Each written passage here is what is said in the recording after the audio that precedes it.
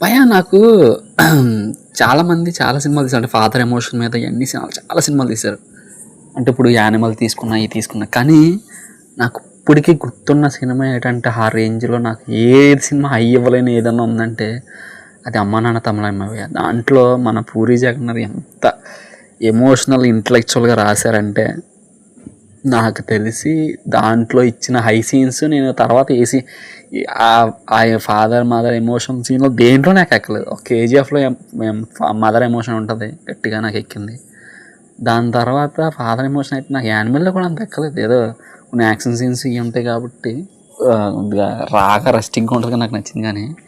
కానీ అమ్మా నాన్న తమిళమ్మాయి మాత్రం అది వేరే లెవెల్. ఒక రానెస్ ఉంటుంది దేనికైనా. ఒక సీన్లో ఒక రకమైన రైటింగ్ ఉంటుంది. అది నాకు తెలిసి పూరి గారు ఒక్కరు తప్ప ఎవరు రాయలేరు. నాకు తెలిసి ఎవ్వరు ఎంత కూర్చోబెట్టినా ఆయన మార్క్ ఉంటుంది అక్కడ.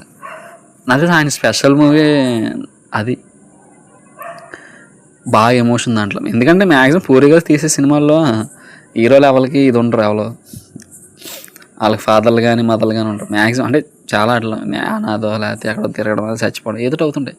కానీ రాసిన దాంట్లో అయితే ఇది మాత్రం చాలా బాగుంటుంది. నాకు బాగా హై ఇచ్చే సీన్స్ అయితే అది హైలైట్ సీన్. అది బాక్సింగ్ సీన్ ఉంటుంది, అది మాత్రం వేరే లెవెల్ సీన్. నాకు అదే అనిపిస్తుంది ఇప్పటికైనా సరే. ఆయన దాన్ని రీమేక్ చేసినా బాగుంది కదా, ఎవరో చెప్పలేదా లేకపోతే ఏంటి ఆ లైగర్ తీయడం, అసలు దాని వెనకాల చరిత్ర ఏంటో, అసలు ఏమైందో ఏటో ఎవరికి తెలియాలి.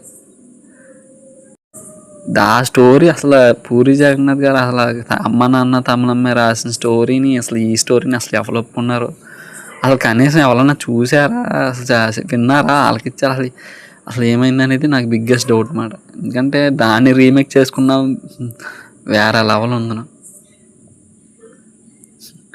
అదే తేడా అనిపించింది. అంత బాగుంటుంది నాకు అసలు స్టోరీ కానీ సీన్లు కానీ ఒక్క దగ్గర కూడా నీకు తగ్గదు. అన్ని హై ఆక్టేన్ సీన్సే ఉంటాయి. యాక్షన్ అంత లేకపోయినా అంత డైలాగులతోనే మొత్తం యాక్షన్ ఉంటుంది. చాలా సీన్లు వేరే లెవెల్ ఉంటాయి. నాకు నచ్చిన సినిమా. మీకు నచ్చిన సినిమా ఏమంటే చెప్పండి, కామెంట్ చేయండి, సబ్స్క్రైబ్ చేయండి, లైక్ చేయండి. ఇంకా మాట్లాడదాం సినిమాల గురించి. Thank you friends.